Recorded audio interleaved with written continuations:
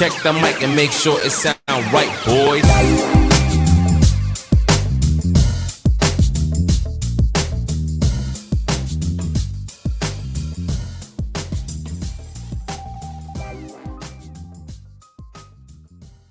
Welcome one and all to the Defiant Takes Football Show. I'm Max Dean. You can find me on Twitter at @TheMaxDean.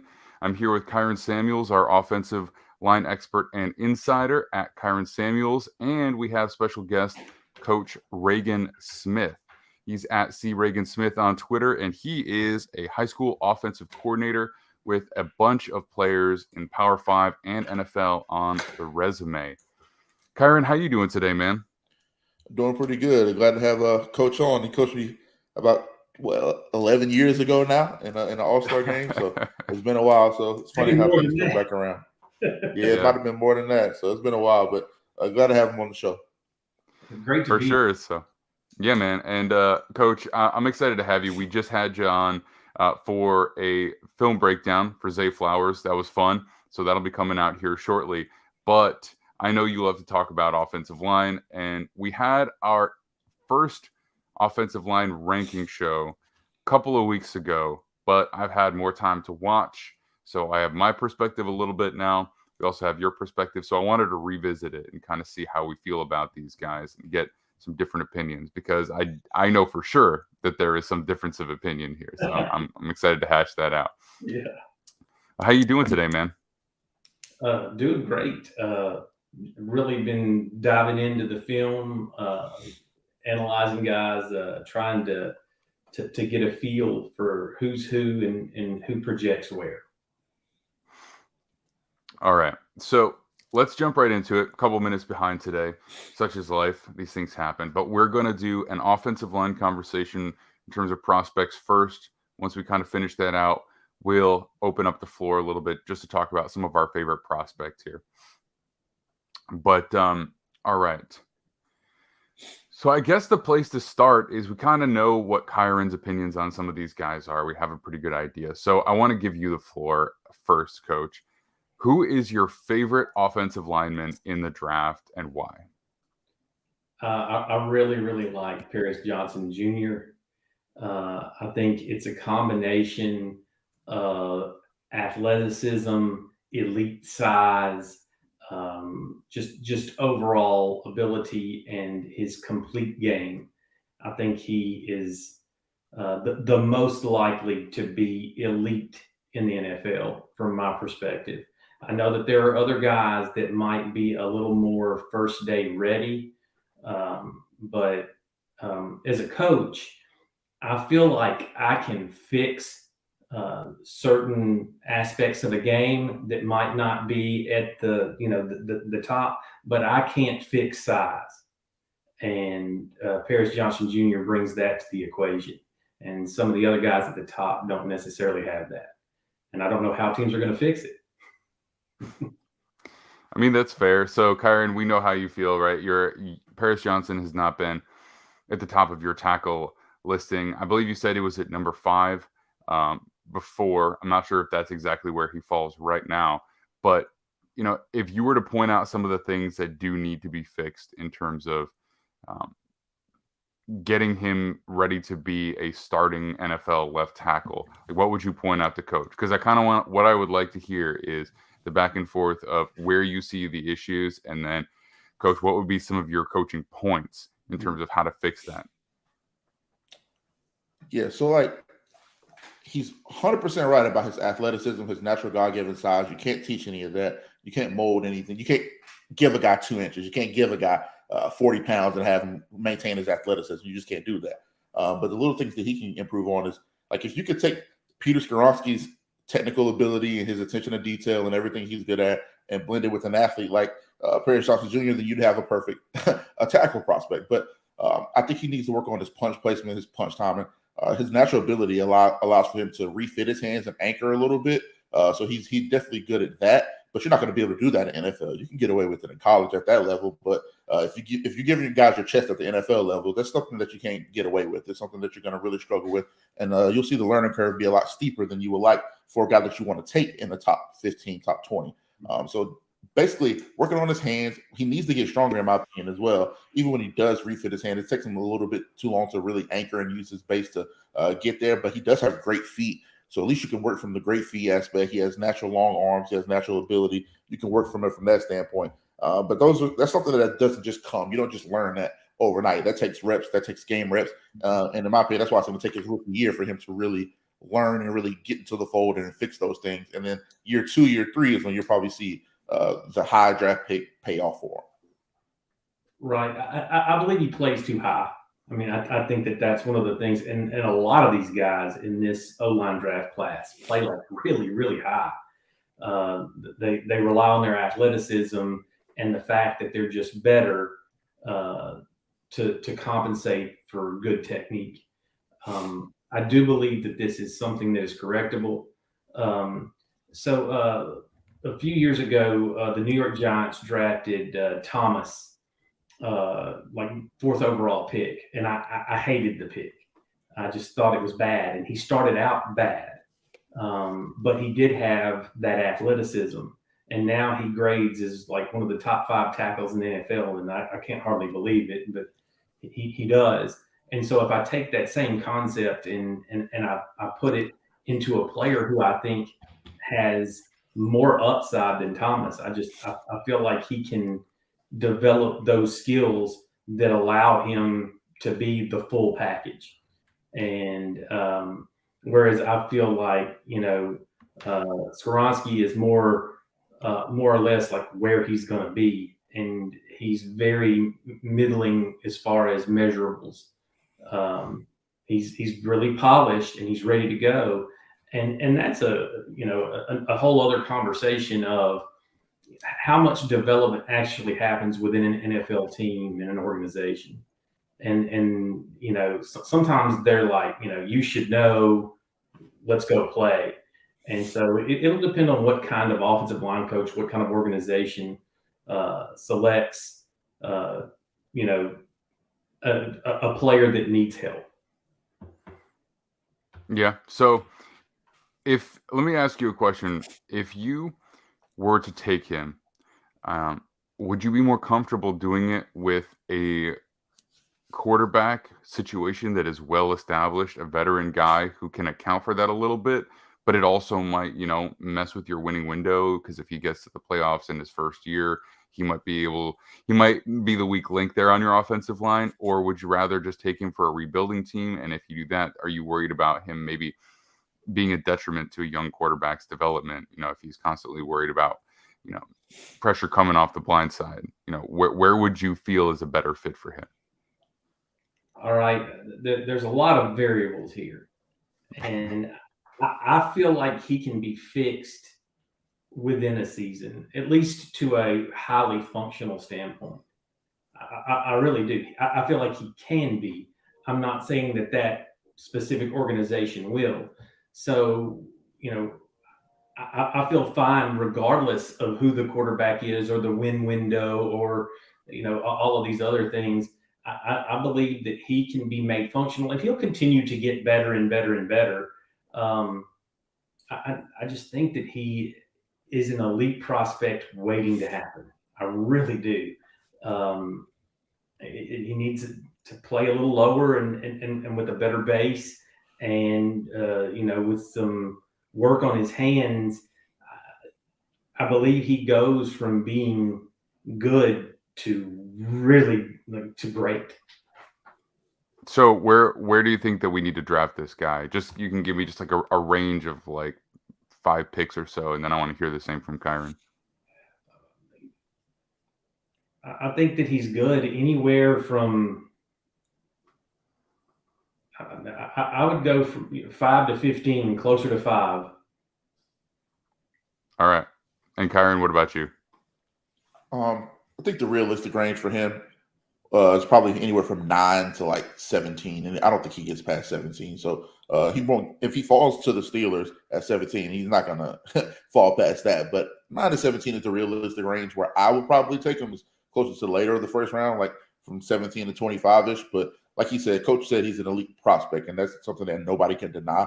You can argue that there's better football players. You can argue that there's a handful of better football players right now than that kid. But what you can't argue is that him and Broderick are the two best prospects at tackle in this draft because of the natural size, the athleticism, the ability that they have. So they are elite prospects, and that's normally where elite prospects go, anywhere in that mid-first round range. I find it really interesting the way that we evaluate these offensive linemen as opposed to how quarterbacks are evaluated. The quarterbacks are evaluated strictly on full development, their prospect potential and everything like that. But then when we get to offensive linemen, it's all about Lizzie Reddy. And I find that an interesting double standard. Yeah, it's normally because they're going to protect those guys that you just mentioned, those quarterbacks.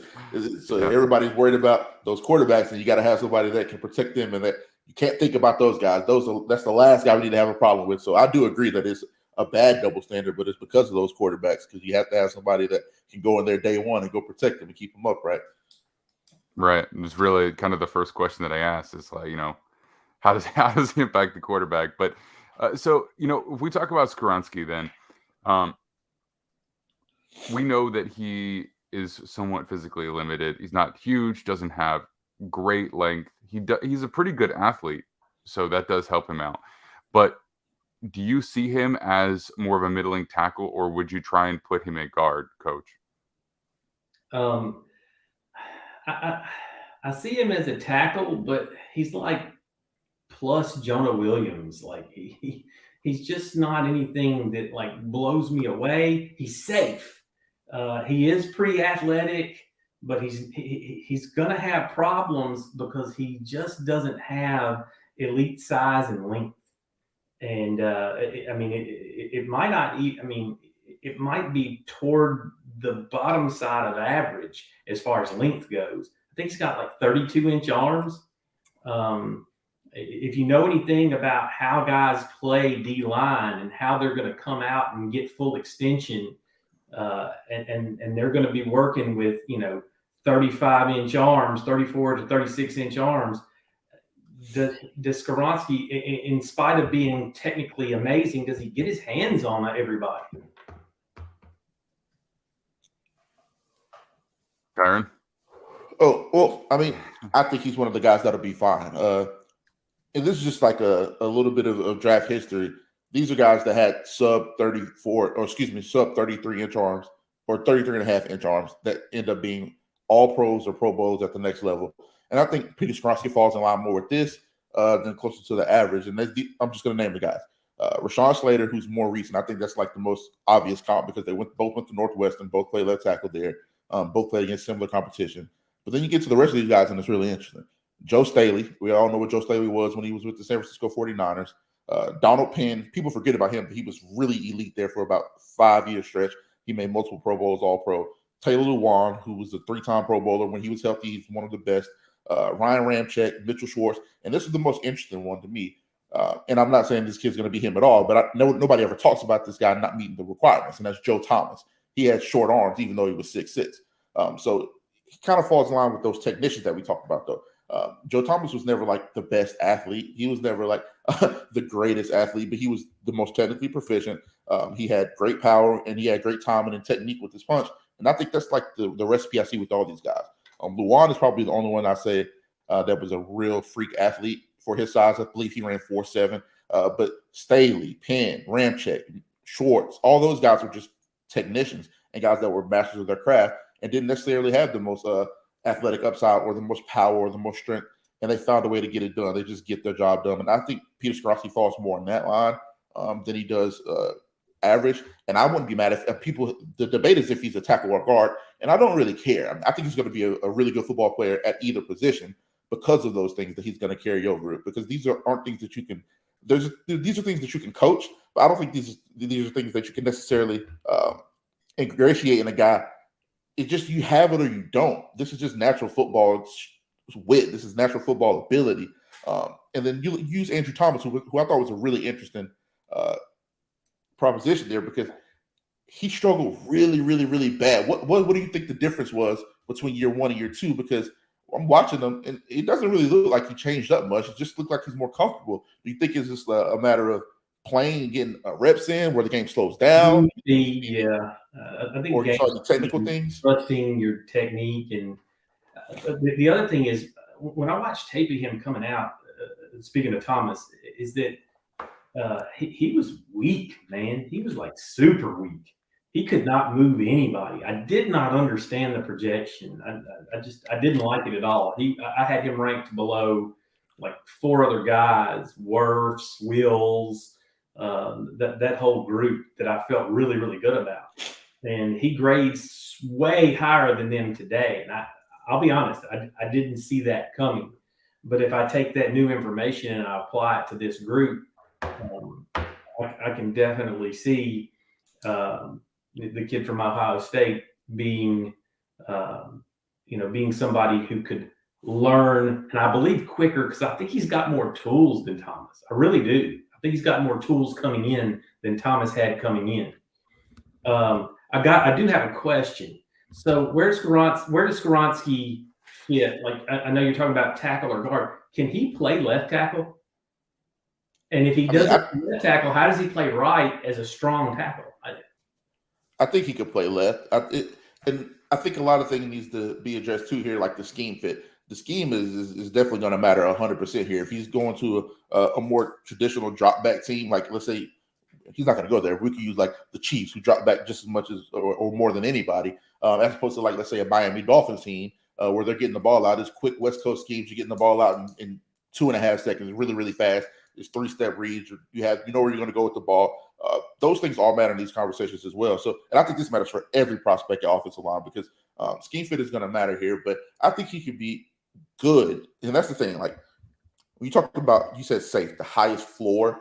I think he has the highest floor easily of any guy in the draft at any position. So left tackle, right tackle, left guard, right guard, whatever. I think I wouldn't be shocked if he falls to number 10. If the Philadelphia Eagles drafted him and put him at right guard to replace Sayamalu, because Jeff Stoutland's that good at his job. And I think he can plug and play right there day one. And I wouldn't be mad if he goes to a team like the Bears and they throw him at right tackle because they have Braxton Jones at left tackle. I think he offers you enough versatility to justify the pick because he can be good anywhere you need him to be good. And that's just like at the base level. Like you said, maybe projection going, is he going to ever be a great tackle? Or who knows?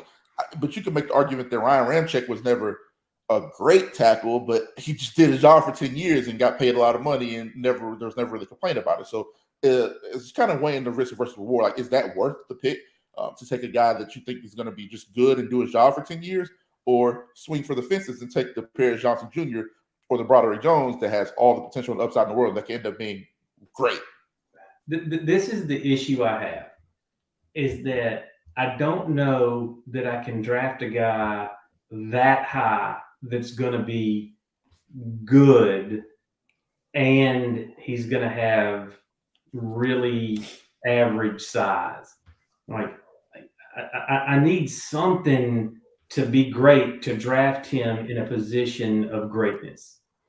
And that, the further into the teens he would go, the more it makes sense to me. I don't think he's near the prospect, and I know that this is a guard that Zion Johnson was last year. I don't think he's close. That's interesting. I love Zion. I think he's a great athlete, and I thought he had a pretty good rookie year. But it's funny, like the size thing keeps coming up with Peter Skoronski, and nobody had any of these concerns with like guys like Jed Wills and Rashawn Slater had a little bit of it, but they measured out the same. He was actually, I believe he was about 10 pounds heavier than Jed on his pro day. And Jed, I believe he went top 10. I believe he went 7 or 8. I can't remember wholeheartedly, but there's been other guys. He's 6'4", 315 pounds. He ran 5.1 at the combine. Like he checks off a number of the boxes that are parameters normally for offensive tackles, and just it's the arm. If he had 34-inch arms, nobody's talking about anything about his size. And I find that interesting because we talk about refinement. Everybody's talking about the learning curve that some guys have at offensive line, and you don't have that problem with this kid. So what he may lack for, and he may not be 6'6", 315 like Paris, but he's 6'4", he's 315 pounds. He doesn't play with like dominating strength, but I don't see like, we use Andrew Thomas for example, because I 100% agree. He was weak coming out. He was very lanky. He had to grow into his body. I don't see, or even Icky last year. I thought Icky, the kid from North Carolina State that went. I don't see the lack of strength with Peter Skoronski like I saw with those guys.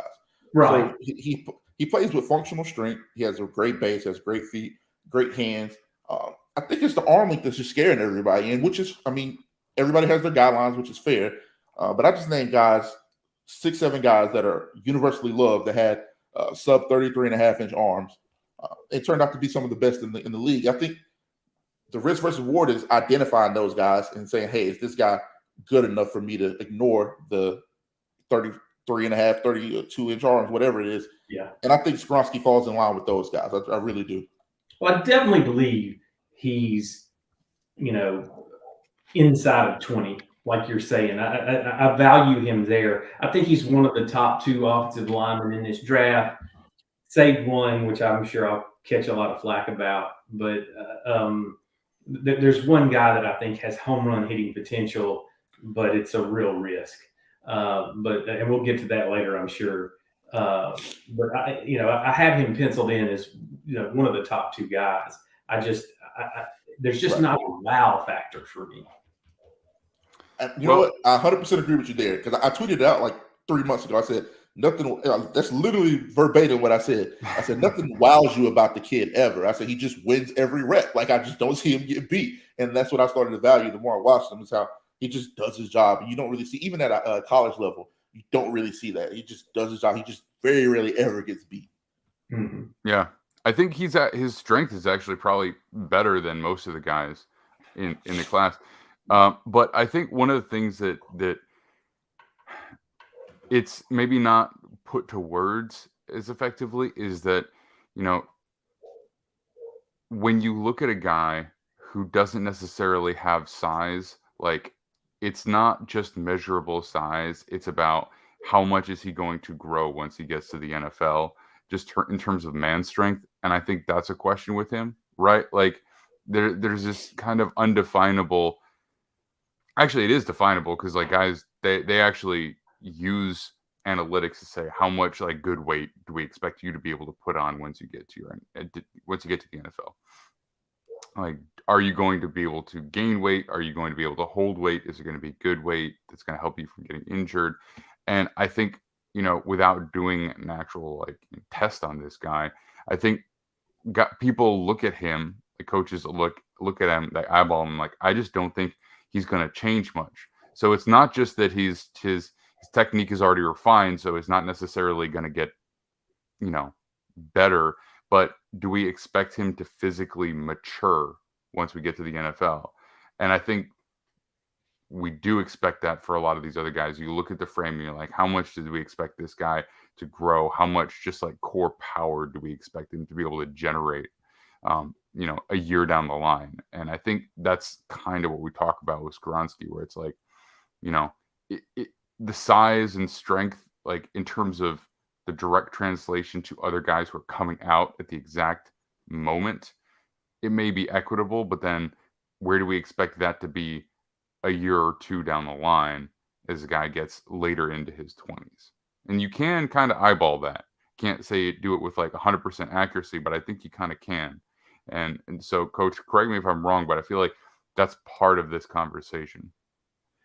Absolutely. And I believe that when I'm sending players to the college level, and I think this is more of an issue going from high school to college than from college to pro, but I still think it exists. And that is, where is this prospect ceiling? And I feel like Skoronski is like at or near that ceiling. I just don't see room for a ton of growth. And if I'm making an investment, I want growth. And I think a lot of teams are going to feel that way, and they're going to go the way of Paris Johnson Jr., Broderick Jones, something like that, feeling like there's more there, as things move forward.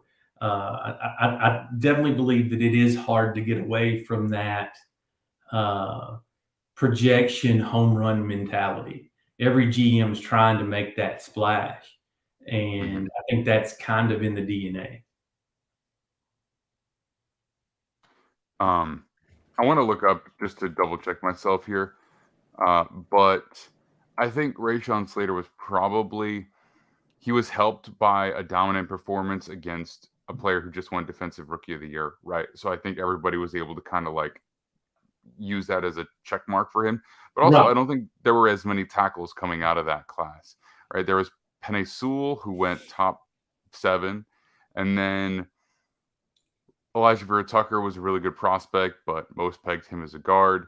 And then you had Christian Darrisaw, who people kind of projected, but he was also coming out of Virginia Tech. And then there just wasn't anybody else that kind of like, then Tevin Jenkins might have been the next tackle to go in the second round, I think. So it's like he benefited probably a bit just because there weren't these other physical freaks around him, to kind of push him down the board a little bit. And we don't see that because there are a bunch of physical freaks. I mean, we talk about Paris Johnson Jr. We haven't really talked about Broderick Jones that much, even though the name's been brought up. But there's also Dawan Jones as well, who's just a monster, right? It's like That's my home run, man. Size. He's my home run guy. I think he's got the highest ceiling, lowest floor. I could see this guy Dawan Jones being Hall of Fame. I could see the weight size issue keeping him from ever being anything special. He has got the most incredible hands, punch, explosion I've seen in a long time. He is huge. Is 6'7"? Is that right? 6'7", 6'8"? I think he measured out at 6'8". Yeah. 6'8", 374. 374. And still really nimble. I have an unusual thought process with him. I feel like he slides into guard and it eliminates the concern where edge players kind of get underneath him. I think from a down block perspective at a guard on any kind of nose player, one technique, it's a problem because that's a place defenses expect to win at that nose tackle position. And he eliminates that entirely.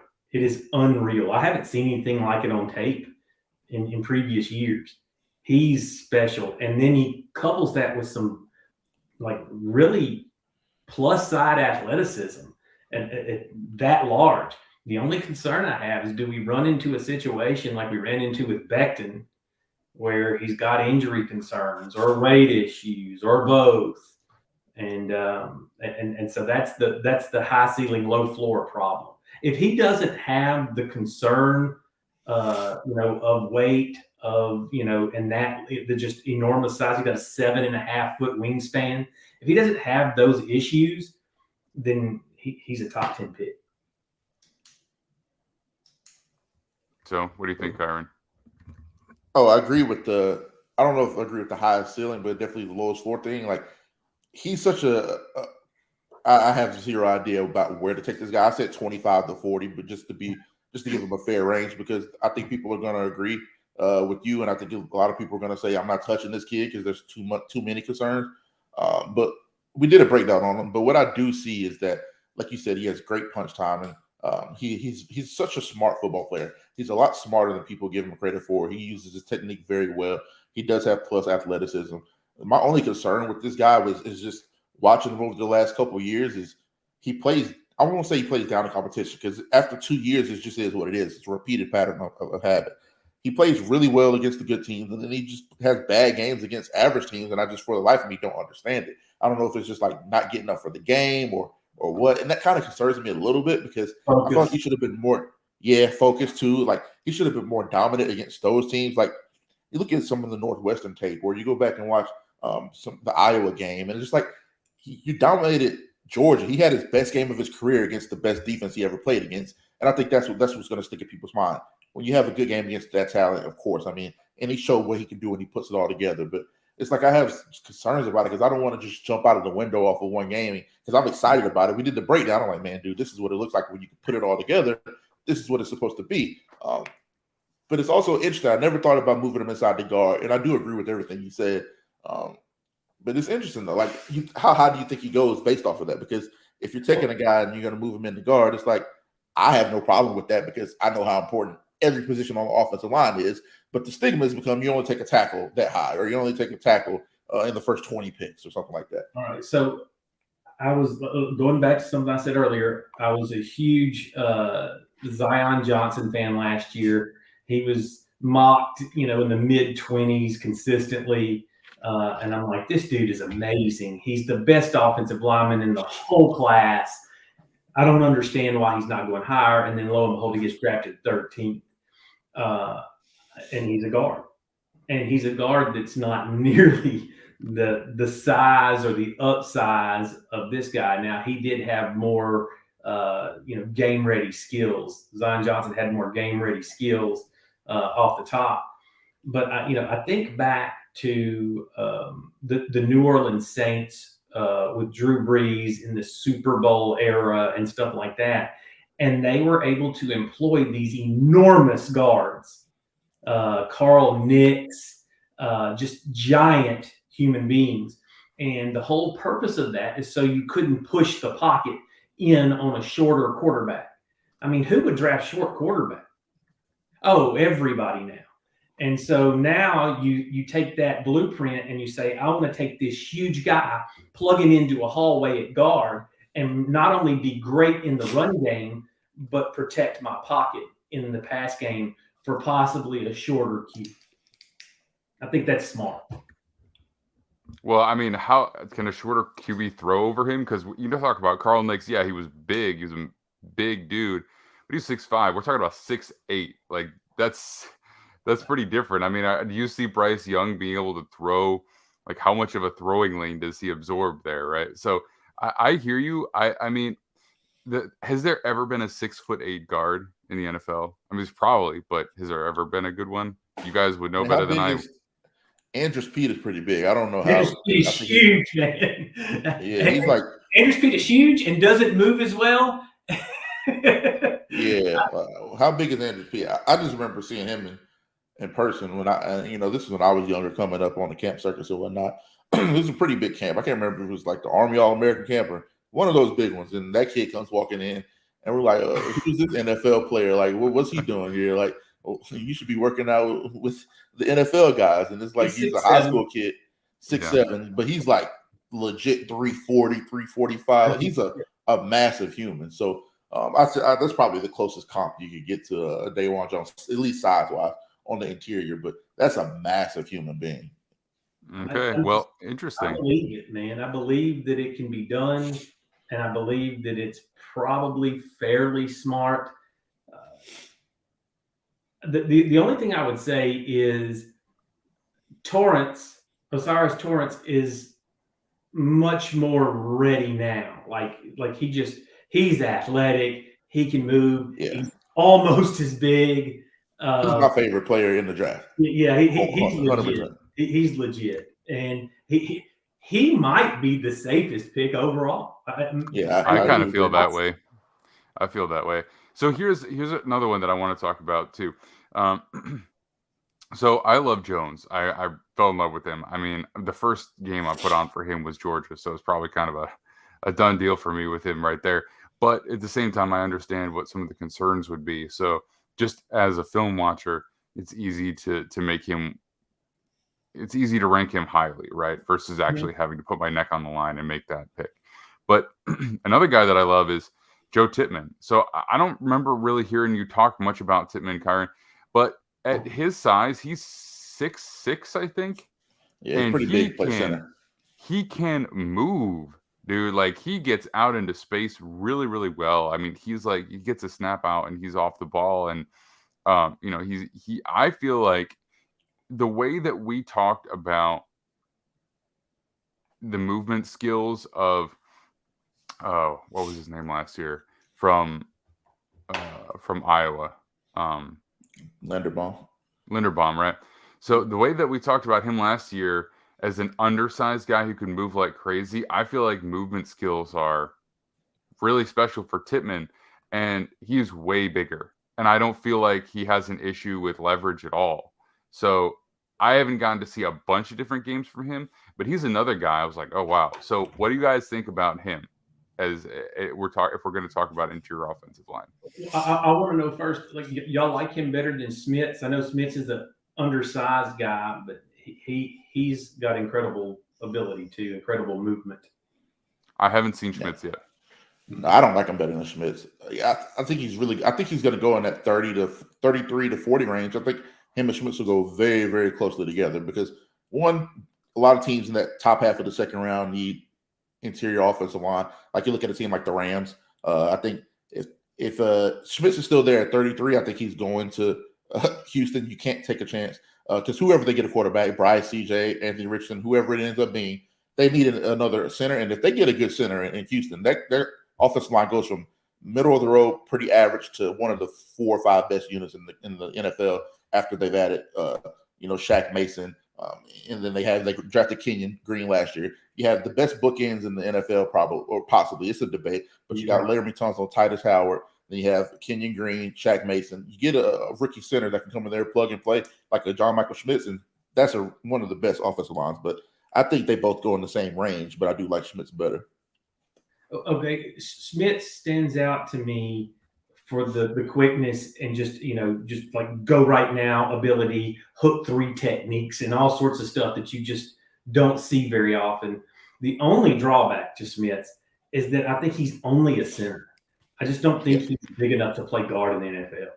I think, and that's a limitation. These guys that can kind of rotate and be either or guard or center are more valuable roster wise than just a center. Now, he's a great center, but I think that's all he is. Yeah, I don't disagree there. I don't think Tippmann – the thing with Tippmann is, though, the thing that I don't like about him, he's huge. He has great knee bend. He's a really good athlete. I don't see nearly enough functional play strength at all. He doesn't move people. It's a couple – we're going to do a breakdown on him pretty soon, but it's a couple clips where I show him where he wins the rep, but he gets put on his butt and he's getting bullied at the end of the rep. And I'm like, if these kids are doing it to him, what are the NFL guys going to do to him? And I do have a little bit of a concern there. But like you said, people's bodies change. You can definitely strength is one of the few things that you could add that you don't have naturally. Like you can work hard, you can get stronger, you can find out techniques to learn how to use better leverage. You can do a lot of things to employ better strength habits, and you can grow in that aspect. So I'm going to give him a little bail there. If we're talking about a prospect, that's the only thing I think he's truly missing is real functional play strength. And if he can kind of get in the lab and grow that a little bit, then I think you have a really, really good player in Joe Tippmann. And I think he's going to go high second round. So obviously I respect the skills and his skill set, but that play strength definitely has to go up another level when you're going up against the big guys in the NFL. He feels fit, not finished to me. He's going to fit it up, but I just don't see much finish. He's athletically gifted. A good football player. I might talk myself into him because the Andrew Thomas conversation, not being strong, not being physical on tape, right. But he does have some athleticism. There's some plus characteristics. It may come down to the fact that I feel like if you draft a center, he needs to play like right now. I don't know why that is, but for some reason, if you draft a center, it needs to happen right now. Well, you can just find him elsewhere.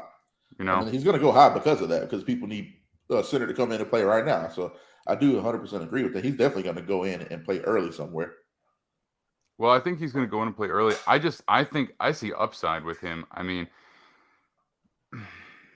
I think.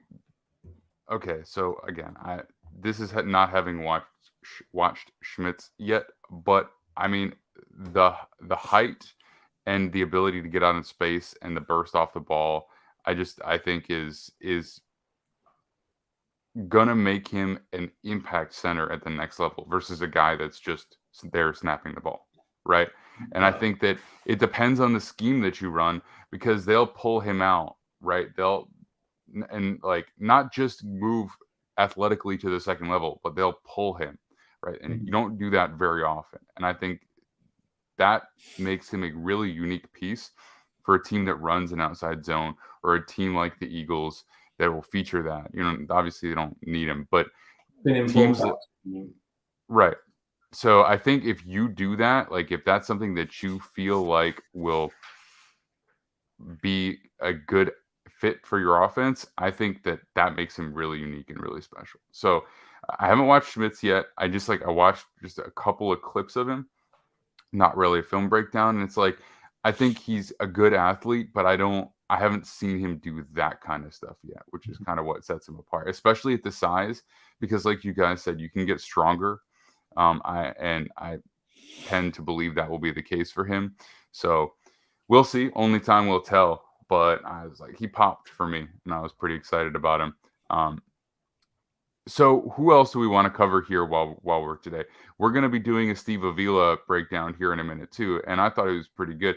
So this is really funny because when I just like did a quick Google search, right? Because Coach, one of the things you got to know about me is that I'm not really deep into college during the season, right? I'm very focused. I put out a lot of content for NFL, and then I come to the prospects really after the fact. So I'm like Steve Avila, center TCU. So I just like turn on the game. I start like clipping plays that I want to use, or trying to find plays I want to clip. Looking at the center 56, and I'm like, oh man, this guy is not very good. I don't like him. I don't. Yeah. So it's like, what's going on here? So then I realized that he's actually number 79, the guard next to him. I'm like, okay, so this is probably the player that people were talking about. It makes a lot more sense. So, what do you think about Steve Avila? Because we're going to be doing a breakdown probably even later today here in a minute. I'm just not impressed. I'm not impressed with like the bottom, like, okay, of the top 20, like the second half, 10 down, 12 down just doesn't move my needle very much at all. I've sat and watched the film, and I think that there's just like a lot of projection and, quite frankly, a lot of hope that some of these guys work out. He doesn't do anything on film that makes me feel like, man, somebody's getting something there. I just maybe Kyron can fill me in. I don't see anything that's wowing me. Yeah, I love Steve because he's a finisher. Like we just talked about Tippmann, that he doesn't do that. Steve is nasty, man. He reminds me of myself when I'm out there. So it's like I just see a kid that pulls out there and like he loves contact. He loves finisher through blocks. He's athletic enough to get up to second levels. I don't think that's going to be his calling card on the next level, but it is a box that you need to check in this process when people are going to feel comfortable enough. Like, hey, can we take this guy in the first round? Because I think he's going to go anywhere from like 25 to 35. He's going to go somewhere in that late first round, early second round range. And I think he's a plug and play guard. Like you said, now the argument about his upside and where he potentially maxes out as an NFL player is definitely a fair one. And I don't have the answer to that one, but I think he's a plug and play guard. I think he's nasty. He's going to help you in the run game, and he's definitely good enough to survive in the passing game. I love the matchup between him and Mozzie Smith. I think that's the closest he's gotten to, and the Georgia game, obviously, but him and Mozzie Smith, and then him in the college football playoff. It's about what you're going to get from him at the NFL level. He played against real NFL talent, real NFL ability there. He went against two guys that are probably going to go in the first round, and I thought he got the better of both those battles, even though he got dominated in the Peach Bowl, or excuse me, the national championship game. I thought he got the best of those battles more times than not. He graded out really high in both of those games.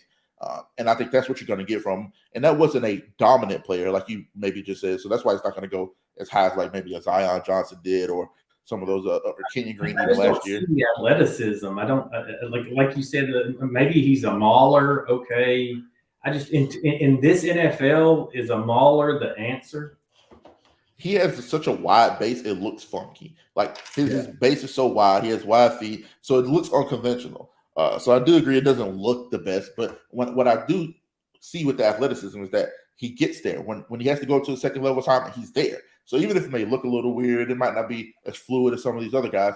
He's getting up there and he's getting his job done. He's great on the double teams, helping off the double teams, bouncing off the double teams, getting up to the linebacker. So I do see him getting, when he gets to his spot and he's taking the right angles, as long as he continues to do that, I think he'll be okay. I mean, we've seen similar guys come out over the last couple of years, and I think we'll see some more heavier footed guys. Like, I think he'll be fine. I think he'll really make an adjustment And I hope he gets. I think he's going to go in that late first round, early second round range, to where he goes to a really good team where he doesn't have to be like he doesn't have to be the guy. He doesn't have to be the mover in the run game. If he falls to like the Eagles, that's why I had him in my mock draft going to the Eagles at pick 30. If you can have a guy like him replace Sayamalu and he's just a cog into the already well-established machine, I think that goes a long way for a kid like that. And obviously getting coached by arguably the greatest offensive line coach of all time, Jeff Stoutland. But I think if he can go in and just be another piece to the machine, it significantly helps him because I don't think he's going to be like this overarching dominant player, but I think he's a plug and play right now, and that's what people need. You need guys that can go play. And I think that that's possibly partially on me, is that I'm looking for that dominant player. As I'm ranking players, I'm looking for that special player. So I'm not saying he's bad. I'm just saying I don't see, special. I don't see elite. I don't even see complete. But he's going to win some. I don't think he doesn't fit. I just believe that consistency, well-rounded game, pass protection, edges, those are areas where I think that he's going to struggle a little, and so that would concern me. I think when I was watching him, one of the things that jumped to me is I don't think I got to see him versus Georgia, which would have been nice. But I would have loved to see him in a different offense. I think if you drop him into a Big Ten offense, then you probably would have enjoyed watching him a lot more. You know what I mean? I think it fits his skill set better. I think he would have had a better tape resume if he was somewhere outside of the Big 12. I'm looking back. I didn't watch him versus Georgia, which would have been nice, but it's just like what they're asking their whole offense to do, right? What they ask their offensive line to do. I just don't think that it best utilized his strengths, right? And for them, it wasn't necessarily a bad thing because it's like, a good guard is fine, right? If you're just not asking them to do that. But for him personally, I think that he just it might have boosted his stock. Now, maybe some people will see him like Kyron, where it's just like it's an easy pick at the end of the first round. But I think he probably would be talked about differently if he was in a different situation. I just when I look for an offensive lineman, I want to see obviously size, power, hands, but I also want to see some fluidity. I want it to feel natural. And, maybe that's just a personal thing, but it just seems, I want it to seem easier. And, when I evaluate certain guys, I just don't see it that way. For example, you were talking about while you were evaluating tape and you're like, what is the deal with this guy? All right, so I'm evaluating Alabama tape when Wills came out. And no, it was the year before. It was Jonah Williams' year. And I'm evaluating tape, and I'm like, man, this guy is amazing. He is good. And I didn't realize I was evaluating Wills. And it was the other tackle. And I just didn't think it was the other tackle because Williams just wasn't that good. He's real mechanical, hingy, kind of like a puppet or something. It's just real not fluid. And I like fluid, man. I like that ease of movement. And I don't think that Avila's got that right now. It's very clunky. He's a model. I don't disagree with that. I think the funny point that you just talked about a little bit, he's a guy that doesn't have top-end talent. And you talked about you want a guy that's dominant. I don't think there's any dominant players past pick 10 here. So there's not more. So that's why you have to, and I think that's normally the case as well, which is why you have to, everybody talks about projection. Everybody talks about, or you either go for the projection guy that you think could be really great in a couple years, or you go for the guy that's already refined, the Skoronskis or the Avila that just he has a very specific skill set, and you draft him for that skill set. So I do agree with you that like there's not a lot of dominant guys, but I don't think there's any. I think there's maybe 10 in this draft class, maybe less than that. And 5 of them are on defense. I think 2 or 3 of them are quarterbacks, and then you got a couple of linemen there that are maybe fit in that role, and then you got a Brian Branch type that I think is going to be really good regardless of where he lands and what scheme he's in. But other than that, it's like you got to take these guys, either the ones that are already ready to go or the ones you got to project that are going to be really good down the line. So I do 100% agree with you there. And a lot of dominant guys in this draft, but I think that's the case with most drafts recently. I don't want to say players are getting worse because that's definitely not the case, but we're just seeing a variance of top-end talent as opposed to who does really well in the NFL. You look at a guy like Tariq Woolen or a guy like Jamari Salyer. Those kids went in the 4th, 5th, and 6th round respectively, and both had really, really, really good rookie years and made a transition really fast. And teams invested high draft picks on corners and offensive linemen, and they didn't turn out to be nearly as good. So it's just the variance of talent and where you take these guys is just all over the place, which is why Avila can go in the first round, or he could fall halfway through the second round, bottom of the second round. You have no idea. Well, I think one of the things is just that when we look at draft classes prior versus nowadays, is that there was always pretty much the same number of players who fit the profile of what we would call an elite prospect. Now, I think that a while back, there was a little less of an expectation in athleticism in certain positions, right? Like, I think that you were probably comfortable taking a really polished guard if he didn't have exceptional athleticism, right? Like Avila is probably a guy that would have just been perceived better 15 years ago. But now we want the athleticism for our guards and for our tackles and for our center and for our interior defensive linemen. So I think that like in terms of the athleticism threshold for some of these guys to be an elite prospect has changed a little bit. But aside from that, I don't think much has changed because you still have just as many polished players coming out of college. It's just, does that player is he like a blue chip at that position? Maybe he was back then, not anymore. But I think there's always roughly 10-ish guys who kind of fit that bill, just like Kyron said. And I think that's a great transition to the second half of the conversation here, or at least the next, 20, 30 minutes or so. And that is, who are some of your favorite prospects in the draft outside of offensive line? And so, Coach, we talked about this just a little bit before in our very first conversation. Kyron, we've talked about this a fair amount, but I definitely have a few favorites, and I'm curious to see what you guys think. Now, I know one that you guys are both very high on, and that is Jahmyr Gibbs. So you can both talk about him now.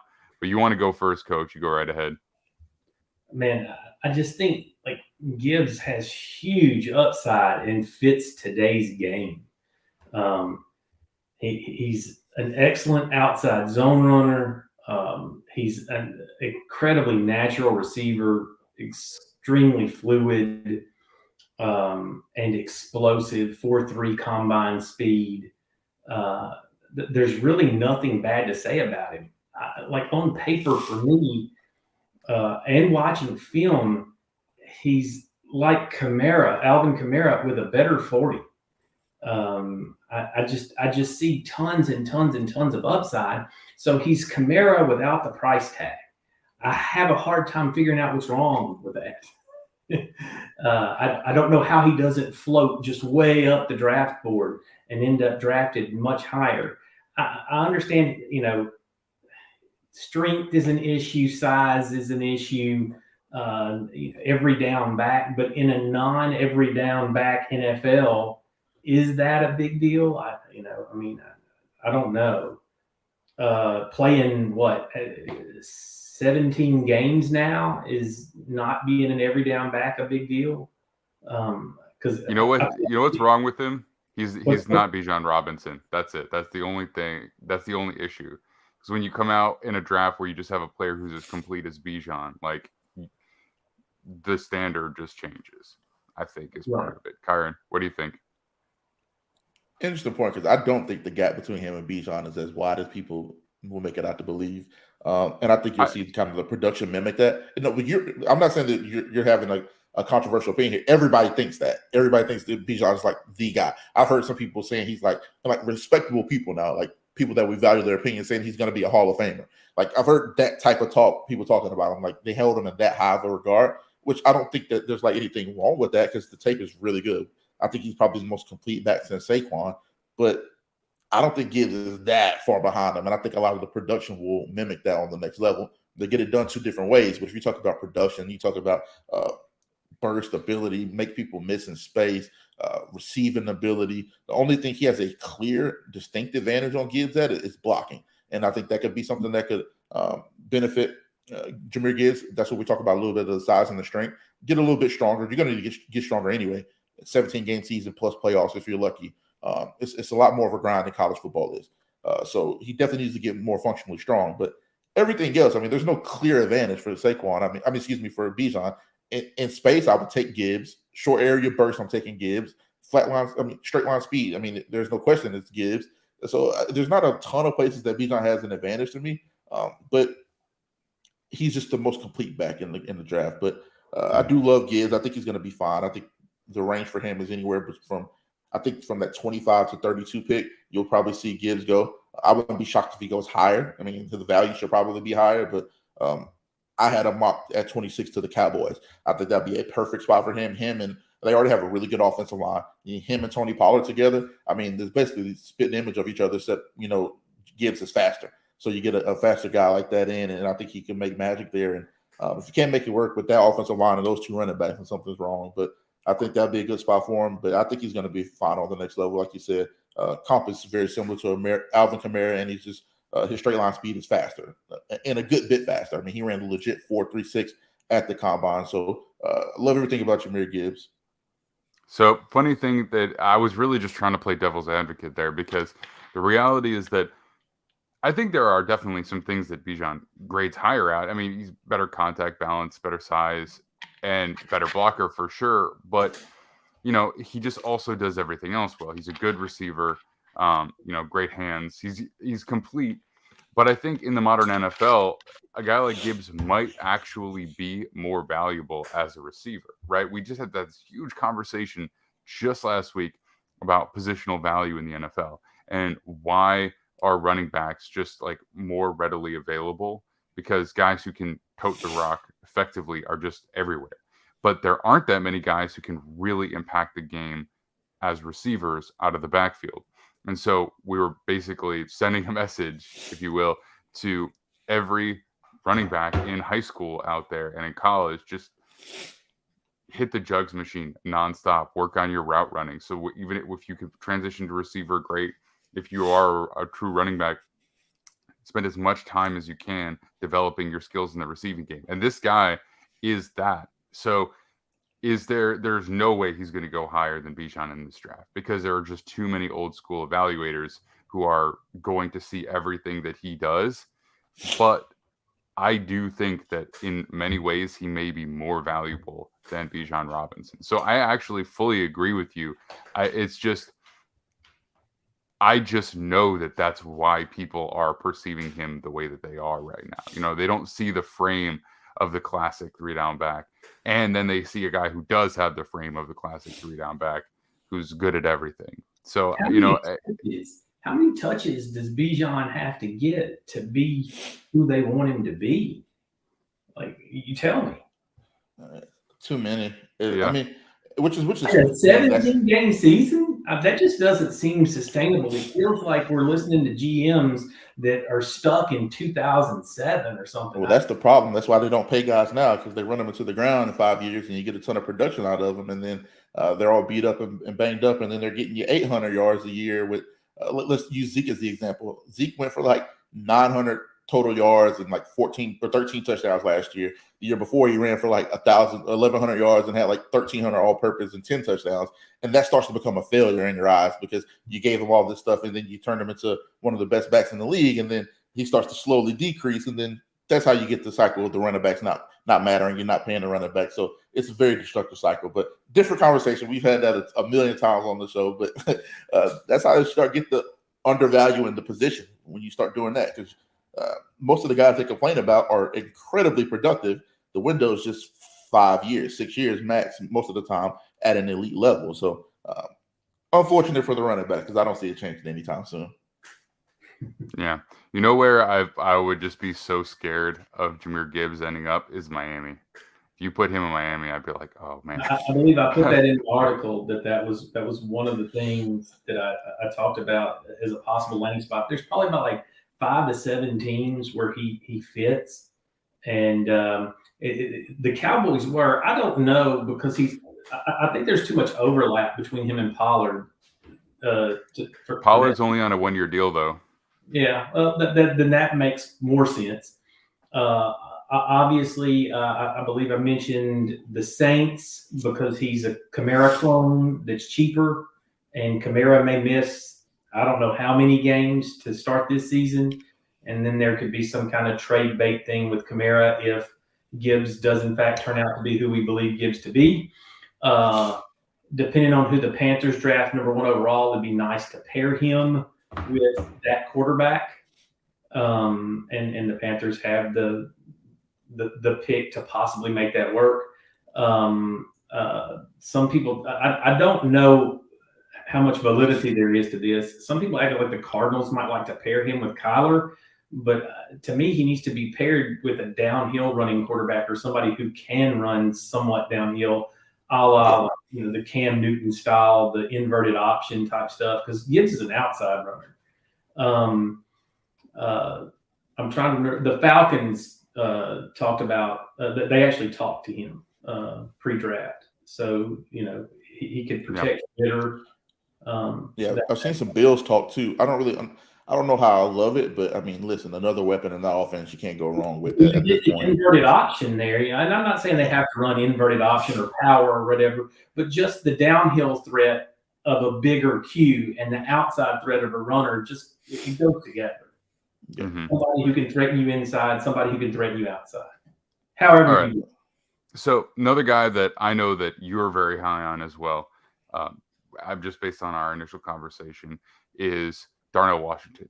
Like I've fallen head over heels in love with this player, and I feel like this is not a shot necessarily at anybody, but I just feel like the idea that he is not like widely considered an elite prospect is short-sighted to me. He's not my number 1 prospect. That's funny, Noah. But I think he's incredible. I mean, it's like people are like, oh, he's a blocking tight end, and then that label somehow sticks because he's just he's ridiculously dominant at blocking, but also he's so much more than that. He's this insane athlete, and I just feel like you throw him in an outside zone system where he's just like getting out consistently on linebackers and DBs, like he is going to be creating so much space, and then he can probably catch as many balls as any other tight end that you want. They just didn't do that. So I'm glad that I know, look, Kyron's definitely spoken highly of him, but I like the way that you presented it as one of your top prospects in the draft. And I was like, yes, somebody that agrees with me. So what do you see in Darnell Washington?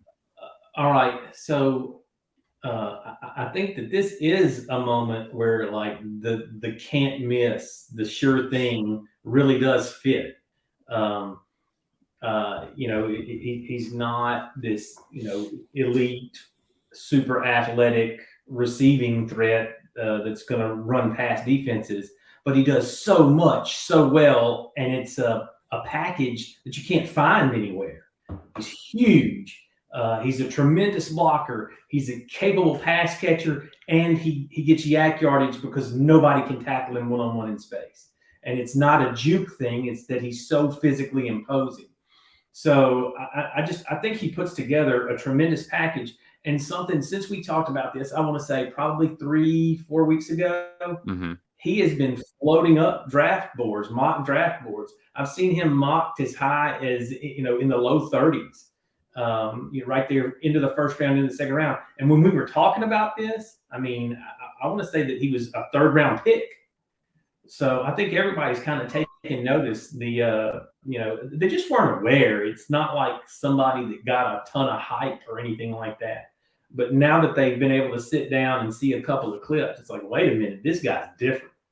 And I definitely think that he's got too many components to ignore. And now I know that this is necessarily unpopular. This is an unpopular outside the box take, but okay, you take this guy and he ends up being who we anticipate him to be. That's great. But if for some reason he didn't end up being who we anticipate him to be, is he a transition to a tackle? And it just reminds me of Jason Peters and becoming he played tight end at Arkansas and becoming one of the best tackles of all time. I think that even that is like the consolation prize of drafting. Yeah, I mean, that's the downside because it's going to take a while to make that transition, right? So, but it is feasible. He has that kind of height and length and the frame to add that kind of weight, if they wanted to go in that direction. But I just feel like he's ready made. You know what I mean? Like I don't even see the only projection to me is more targets because he can already do everything that you need him to do as this kind of tight end. That's the thing is like I don't think the development really is necessary. I mean, he can work on route running a little bit, but I feel like he already has really good awareness in zone coverage, and he can just jump over everybody too. Like you see him go up one-handed, like twisting. I think he's crazy. Kyron, what do you think? I mean, am I too high on Washington here? I mean, I would just caution it a little bit. I don't think I'm too high on him, but just the expectation that comes with that excitement, it probably sometimes gets too much for a lot of guys. Like, I think so. I don't want to spend too much time on it because I like him a lot. We've already talked about this so many times. I'll just say I think the peak for him is what people remember about Gronk, what they loved about Gronk. A dominant blocker, a guy that can be really dominant in the red zone and in short yardage, third down situations, and that can stretch the field when needed. And then the floor for him is Mercedes Lewis. Either one of those careers are they're very good careers. Nobody's going to complain about that guy, and especially for where you're going to take him because he's not going to go like top 15. It's like anything past 20, 25. If you get a Mercedes Lewis type career, nobody's going to complain about that. He's played for 17 years in the NFL with one of the most storied franchises in football history. Won a Super Bowl, been very productive. Was arguably the best blocking tight end still to this day. So if you could get a guy like that on your team for the next 10 to 15 years, nobody's going to bat an eye about that, complain about that. He's a franchise cornerstone. But at the peak, you can get a guy that at the peak of his power could be closer to something like we've seen from Gronk or I don't want to throw this out there lightly, like Tony Gonzalez. He was big, dominant. Just his imposing size that he has. I don't think he has those natural abilities that those guys had as far as route running and just a little bit of their natural wiggle. But you talk about the size and the ability. We don't know how great he can be because we haven't seen it a ton. He wasn't asked to do it a lot at Georgia.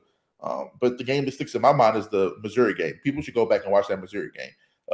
He had 4 or 5 like dynamite big catches when they needed it. In the big moments, he's making big play after big play in that game to help them extend drives. And they don't win that Missouri game on the road without Darnell Washington and his performance that game. So if you talk about some of his potential receiving ability, I think you can see it in that game. You see a little bit in the Mississippi State game as well. So people should go back and watch those games specifically. But I love Darnell Washington. I think he's going to be a really good football player. And like I said, there's a huge difference between Gronk and Mercedes Lewis, but both are very successful careers that nobody would probably complain about. I'd take him in the top 15. All right. Hey. Who else? I hear what you're saying though. Who else do you guys want to talk about as just your favorite guys that we didn't talk about today that you just want to get your name sealed, stamped on? I really like Jalen Hyatt. I really like Jalen Hyatt, man. The ball skills, just tremendous ball skills. He's always on top of coverage in the SEC. That just doesn't happen like by accident. I think that people might be slightly underrating Jalen Hyatt. 100%. I'm glad you said that because. And I think people are underrating Hendon Hooker as well. People keep talking about the system that they run with the wide splits and the max splits. And I'm like, have you seen the other people that have tried to do it? You have to be really good at football to execute it. Like, you can't just scheme everybody up. You still have to make the throws. You still have to get on top of people, like you said, in the SEC. I think both of those guys are really, really good and underrated. But 3 guys that I really wanted to stamp. And there's not like a grand statement here, but Brian Branch, I love Brian Branch. I think he's going to be all pro level within the next 3 years. I think he's really, really going to be that good. Underrated guy that's going under the radar. Chris Smith, safety out of Georgia. You talk about a fun tape to watch. You talk about a guy that I think has it upstairs that maybe lacks some of the natural ability, but he's going to be a really good NFL player. Chris Smith is that guy for me. I think I love him. Somebody's going to get a steal in the second or third round because he's going to come in. He's going to learn the system day one. He's going to be one of the more ready contributors on that team. Because if you're taking him second or third round, you're expecting a contribution from him. He's not going to be a guy that's going to not be on the field. So I think he's going to be fine. And then another guy that I really, really, really like that I think people are going to start to sleep on a little bit is Matt Bergeron, the tackle out of Syracuse. I'm seeing him fall a little bit, which is kind of surprising after the performance that he put on at the Senior Bowl. He had a really good week at the Senior Bowl, and then he ran it really, really well and had some nice drills at the NFL Combine. But I think those three players for me, Brian Branch, Matthew Bergeron, and then my guy, Chris Smith, I think those are three players that people should go back on, brush up a little bit, and see how good those guys could actually be. All right. What do you think about those guys, Coach? I'm going to have to watch more film. I have seen all the players. I don't want to give an opinion on something that I'm not carefully informed on. I've seen the splash tape, but I want to see more. Going back to his analysis of Hooker, Hendon Hooker, I was really, really, really high on Hooker probably about a month ago. I've really gone in on the tape. I still like a lot of it. He's really, really accurate. He throws mostly a beautiful deep ball. Every now and then he'll just kind of throw it up, which is not great, but or throw it late. But he has just a great touch on the football. The one concern that kind of revealed itself to me is watching is almost nothing happens on time. Like there's just not get the ball out, 1, 2, 3, bang, it just doesn't happen. And I wonder about that progression into the league. I still like him a ton. I don't think that he's I still think he's underrated pretty considerably, but I do wonder about the transition and I don't know. Maybe it's fine. I just don't know anything about his processing time because I haven't seen him have to process quickly. It just doesn't happen on tape. Yeah, I don't disagree. I think one thing he also struggles with that I've seen, especially people should go back and watch that Georgia game. He missed some pretty, I won't say easy, but he missed some hole shots. He struggles when the teams are playing too high and you have those little cover two holes and you got to hit those little honey spots. He struggles a little bit to hit those. And I think that's because they just don't do it enough. When you're throwing the ball vertically, you're getting downfield, you're getting the ball out quick, you're getting a lot of stuff like that. And then you have to go make those difficult throws. I think it's a little bit different than if you're, like you said, if you're running a more structured offense where you're getting the ball out, 3-step bang, you're getting the ball out, you have to do a little bit more reading and processing where it comes a little bit more natural. So I think that's stuff that he can work on. But this is a really interesting point I wanted to touch on with Hendon Hooker. Everybody seems to love the natural size, the ability, the projection, the molding with everybody else. But kids that come out of those type of offenses, it's like taboo. You can't touch them. But he's 6'3.5". He's 200 pounds. He's a little bit older, but he has a rocket of an arm. He has great touch on his passes. He's definitely a smart kid. You can see the smarts. I mean, he doesn't have to process fast, but he gets the ball where it needs to be almost every time. Yes. So when you take all of that into consideration, why do kids that come from that offense get tagged like, oh, he's only productive due to that offense instead of having like, hey, he has the size, the mental, the speed. He is very athletic. He made a ton of plays on his feet. I believe he had like 500 something rushing yards as well. He can throw the deep ball. He's very accurate. He put touch on the ball. Instead of taking all that and saying, hey, we could mold this guy to what we like, why do kids from that offense specifically get pegged? It's like, hey, he's only productive because of the offense. Yeah, I'm totally with you in every aspect there. The one question, and this is something that's kind of held true for most quarterbacks in the past 20 some odd years. maybe a little bit more than that. All right, so guys that have elite pass protection in college tend to not be as good in the NFL. And guys that had lesser pass protection in college tend to excel because they've had to adjust to that situation in college. I mean, you can think about everything from Patrick Mahomes at Texas Tech to Drew Brees at Purdue, how that happens, okay? And if you watch the tape at Tennessee, man, that dude has all day a lot. I mean, he does move some and get away from some stuff with his feet, but there's just a lot of times where he's just hanging out. And I just wonder, what does that look like at the next level when he can't do that? I think Funny that's a we talk question. about him. Rappaport just tweeted out that the Tennessee Titans are flying him in today to have a meeting with them, which is interesting because they have that early pick, and the Lions are also flying him in tomorrow. So Detroit has the 6th and the 18th picks in the first round as well. So it seems like the Hendon Hooker train is like he's moving up. speeding up. Yeah, so it's really interesting to see that, which is because I wouldn't touch him in the first round. I love the kid. I think he could be a really good player eventually, but I wouldn't touch him in the first round. It seems like we're getting a lot of that first round buzz. So interesting. Well, I think the quarterbacks always get pushed up. I think the idea that you have the potential fifth-year option matters. I don't think it actually matters for any position aside from quarterback. I think it does for them, but just because it gives you that extra year of evaluation, which sometimes you really need. I think the age, first of all, in terms of just the way people talk about him, you'll forget. People were talking about him as a potential first-round pick halfway through the season, and then he got hurt. Everyone's like, forgot he existed. He's a later prospect, because of the injury, which is like with quarterbacks, again, probably doesn't matter that much. But the other thing is the age. I don't think the age helps him, Yeah, I don't get the age thing. That makes sense to me. And here's why. Love it, Okay, so we're going to draft these super athletic quarterbacks really, really high. Spend all kinds of draft capital and drafting these guys that plan to run it almost as much as they throw it. Well, what is their career span? What does that look like? What does Cam Newton's career span look like? Mm-hmm. So we're knocking Hooker for 2 or 3 years older, but we're not going to knock any athletic quarterback for the years they're going to lose due to taking the beating.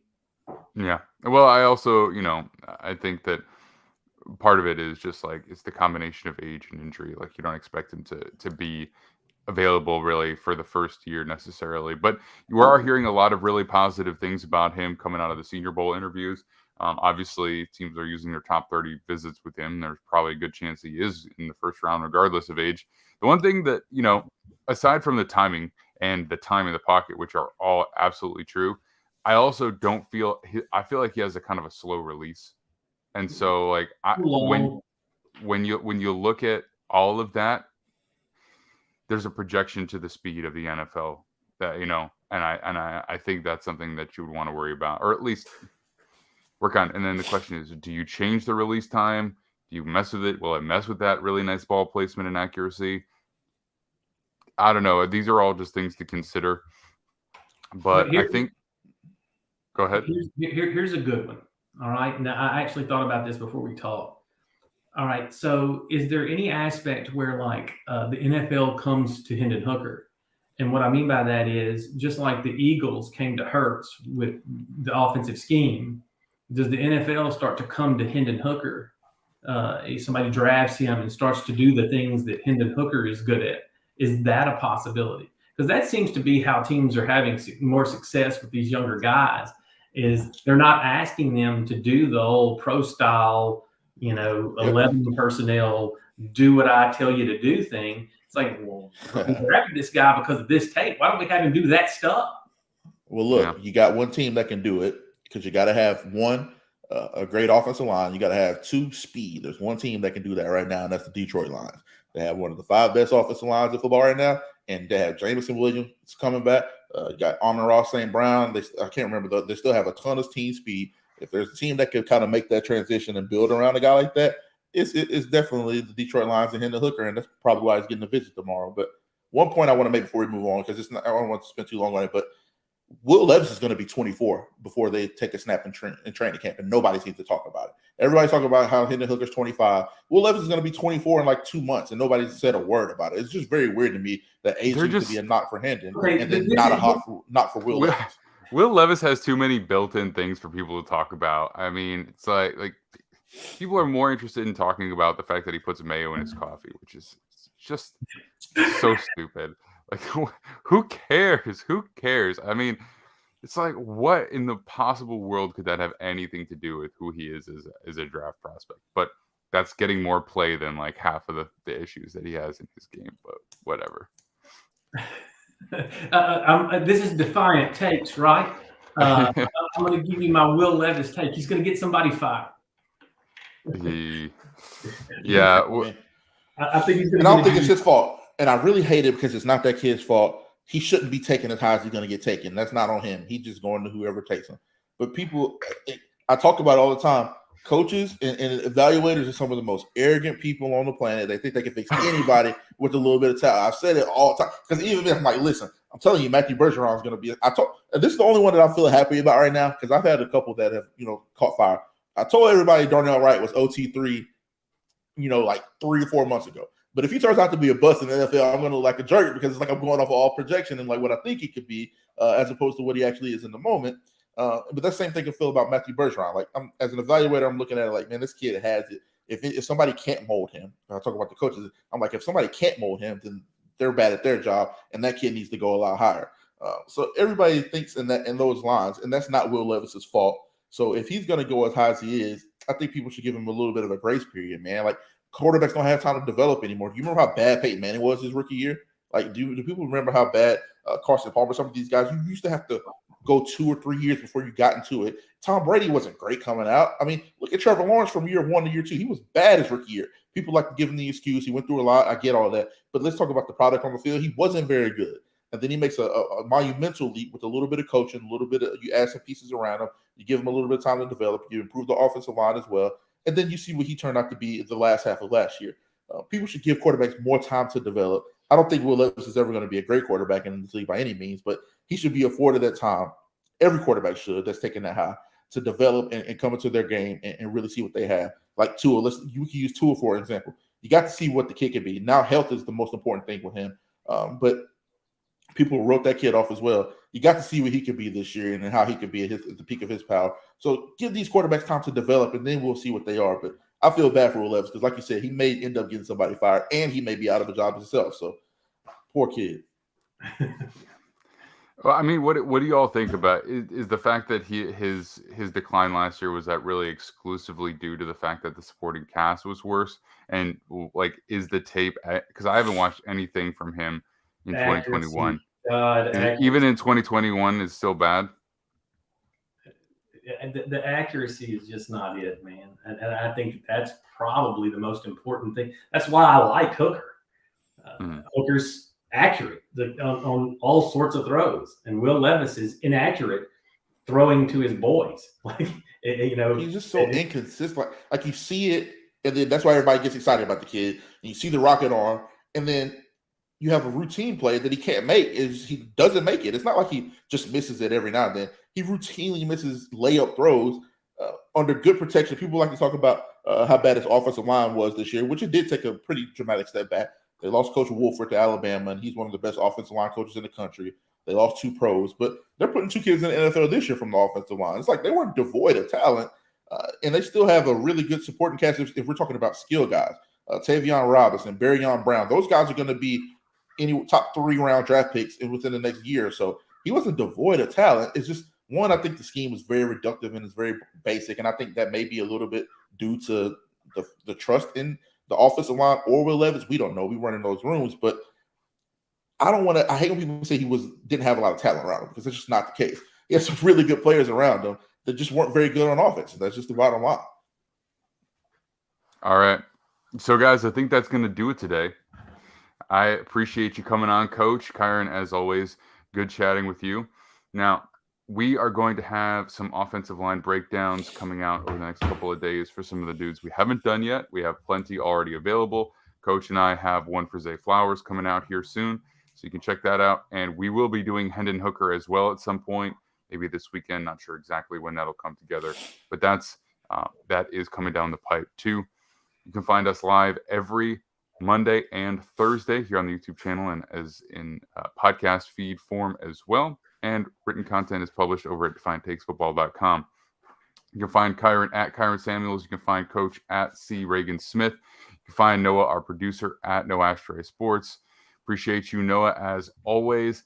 And I am at the Max Dean. Defiant Takes Football is at Defiant Takes on all social media outlets, and I think that covers everything. Y'all appreciate it, and we'll see you all again very soon.